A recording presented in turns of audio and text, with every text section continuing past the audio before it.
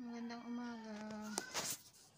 Oras na pag-inom ko ng gamot ngayon at ako'y magpapakimo may araw na ito, kimo ko.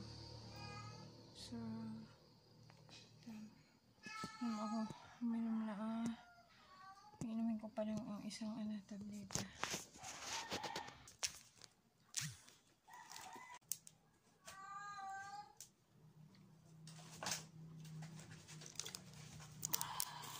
Buhay pang sa kimo ito. Sama ang pakaramdam ko. Bukas na maapektuhan yung paghinga ko ulit. Inaabot doon 3 oras. Hirap ako, parang nahilap na pag hinanganganak. Hindi naman gano'n iba naman ang problema. Kaya lang yung nangyari sa akin, pag na-atake ako ng sakit sa sobrang sakit na iyak talaga ako. Sobrang sakit.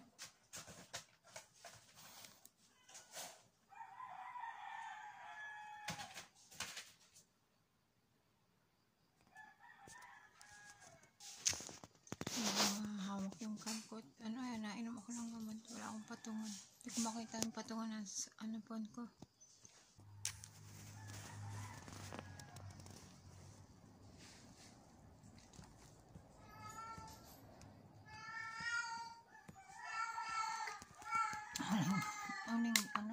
Itong inom ko. Nainom ko na yung 5. Grabe. Pait. Kagabi 5. 5 ulit. So,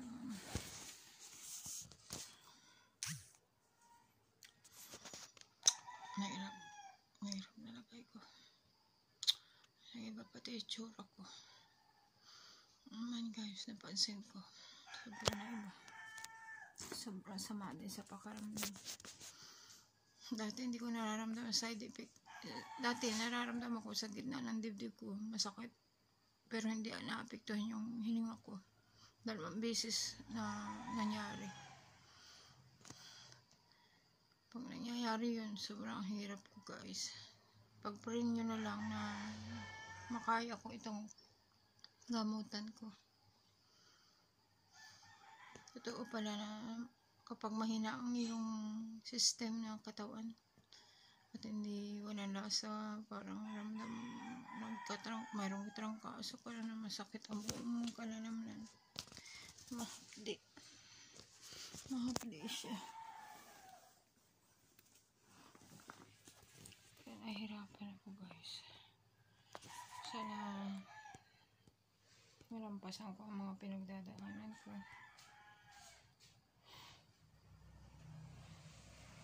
Minsan ang init sa pakaramdam na halos hindi ako makahinga rin.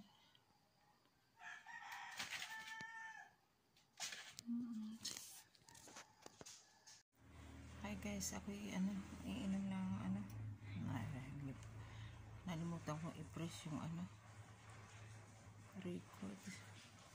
3 na ako ay.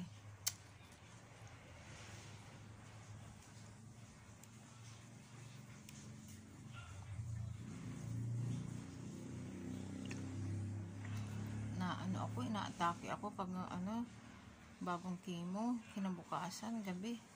Hindi ako makahinga, hirap na hirap ako. Sakit sa dibdib, para ako natiik. Hindi naman ako dati ganito. Hindi ko na kaya ang side effect ng chemo. Instead na ako magaling para mapapadali ang buhay ay.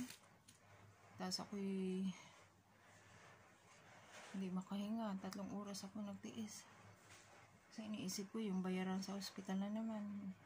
Palalabas ko lang sa chemo. Tapos another bayaran. Ay, hindi ko na kaya guys.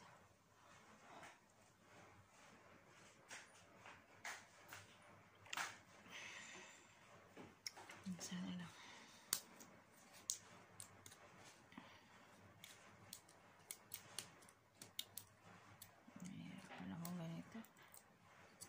Pagod na ako guys. Hindi ko na alam kung ano ko. Nakakasama pakaramdam. Ilang araw na akong nangihina.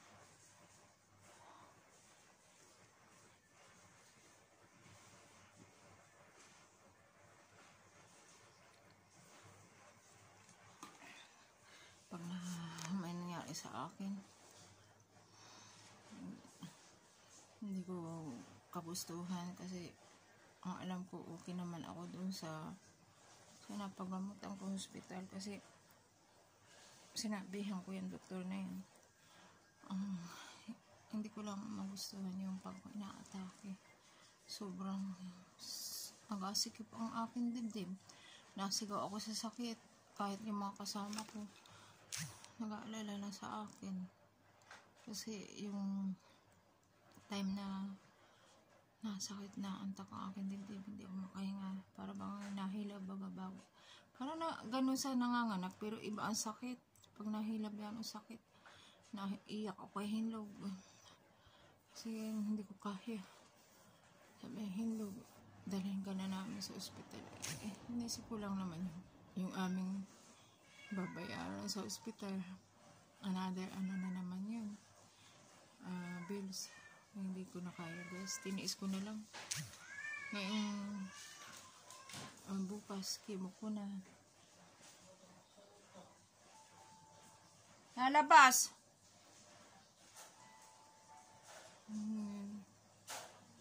Hindi ko na kaya.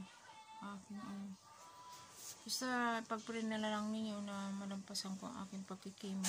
Marami na ako nararamdaman sa side ito.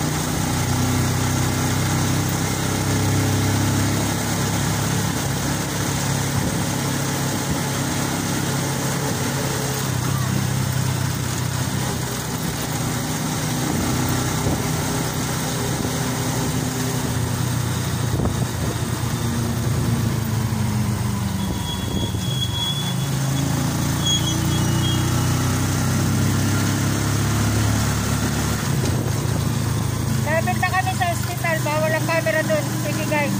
Off ko na.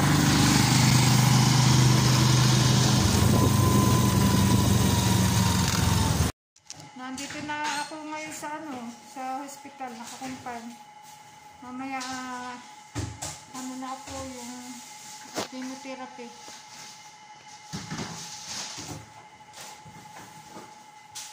Mamaya chemotherapy na ako. Ayan. Hindi na ako na dito na kami.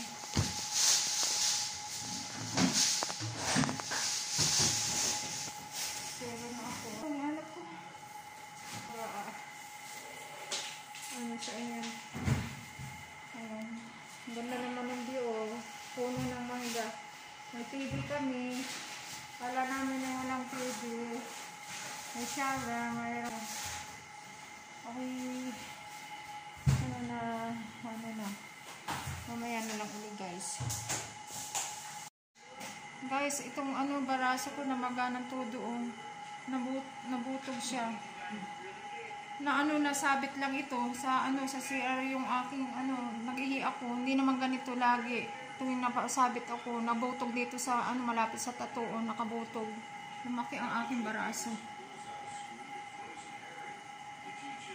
Ayan. Tubig yan na ipasok sa akin dito na pati dito, oh. Wow, kung anong mangyari sa akin, magana ito, oh. 10 ng chemo na ikailang sabit na ang aking swero, yung hose nito nasabit nahataw, hindi naman namamagang ganito ngayon lang. Ito tagal na lang guys, nakakimo na ako, ayan, 3 oras na. Tingnan mo anong oras na yung panilagayan. Ayan,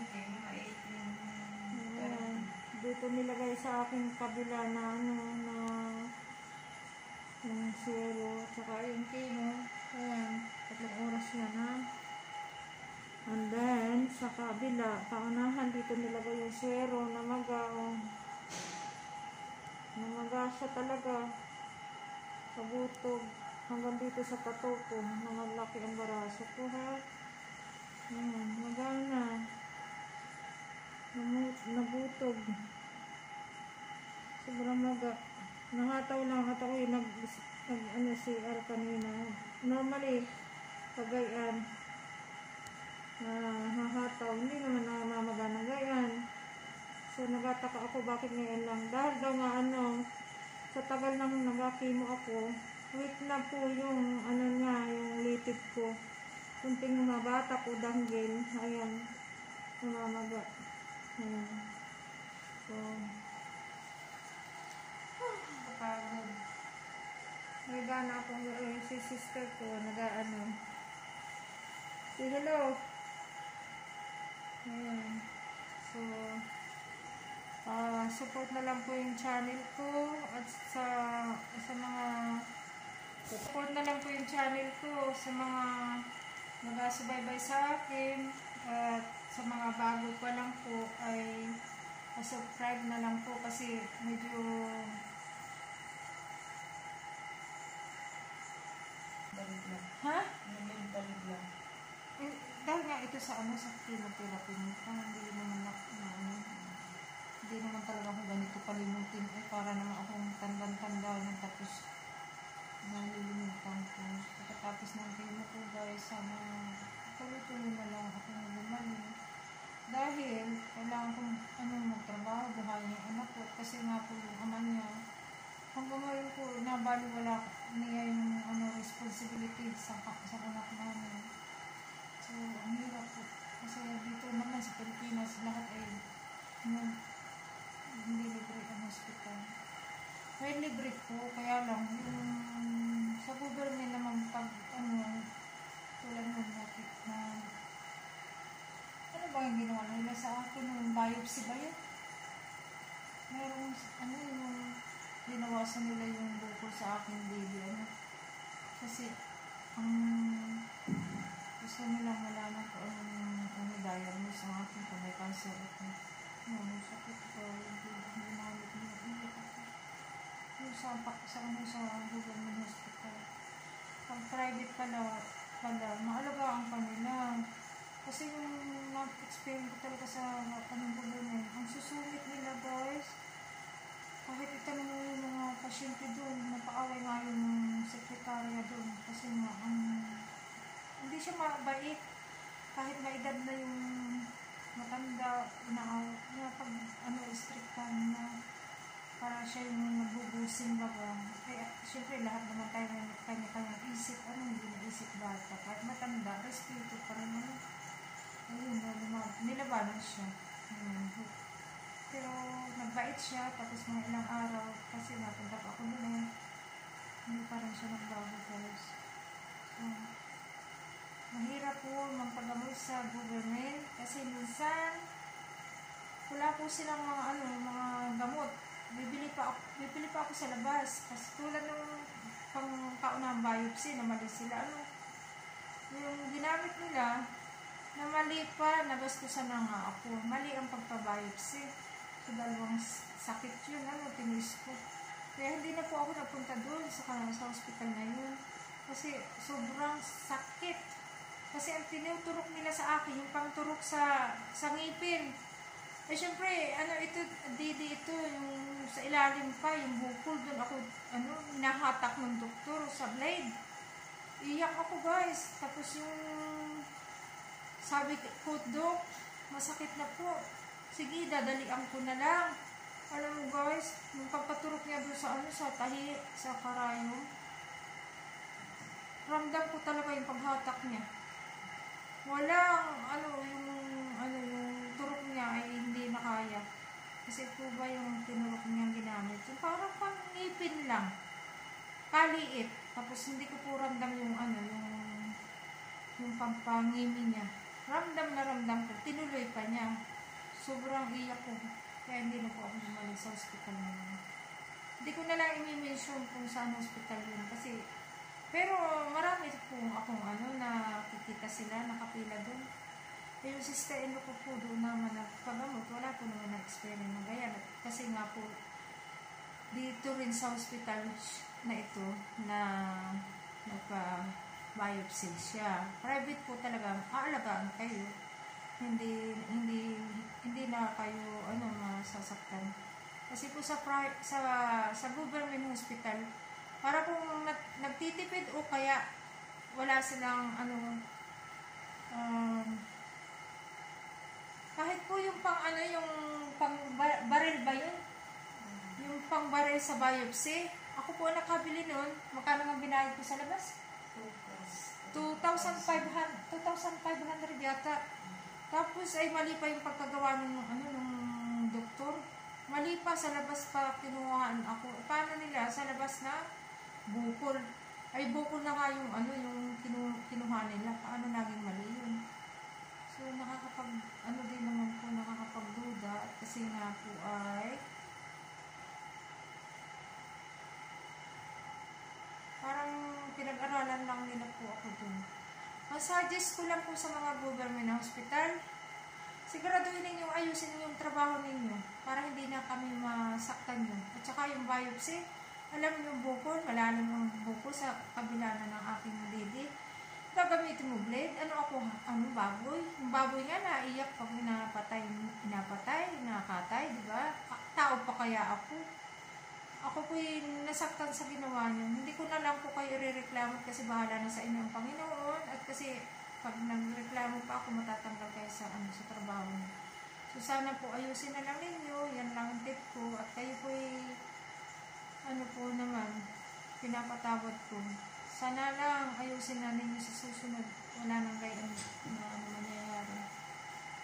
So, maraming salamat sa mga bago ng subscribe at sa mga supporter ko. Paki-share at like at huwag i-skip ang kapag may ad.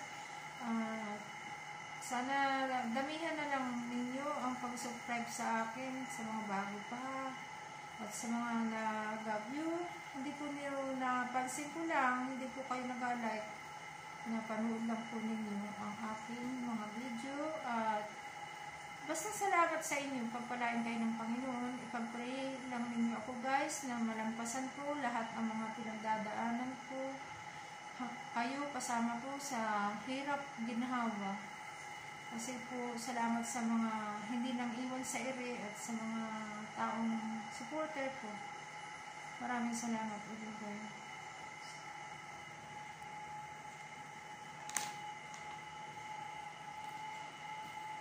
Sige po. Bye-bye.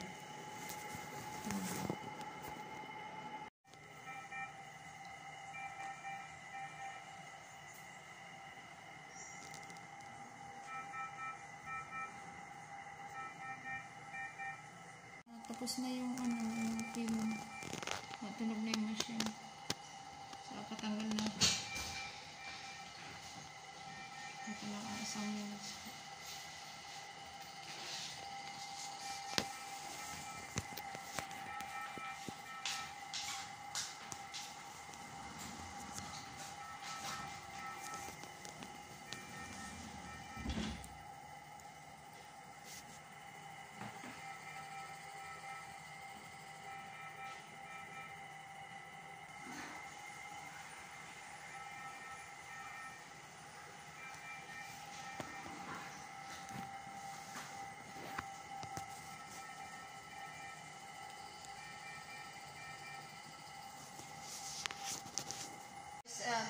Pinapainom ako ni Doc ng 2 tablitas para hindi ako mahirapang huminga mamaya. Kasi inaatake ako tuwing uuwi ako ng paghinga mamayang gabi. So, tingnan lang natin kung ako hindi mahirapang huminga.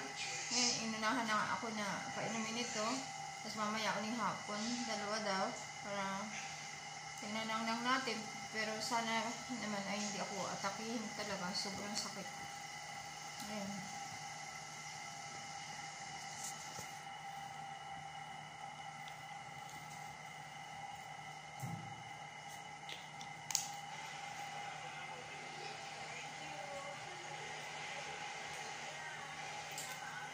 Ito naman yung sakit sa aking sikmura, para akong bundat dahil nga daw sa sa chemotherapy eh. Ayan.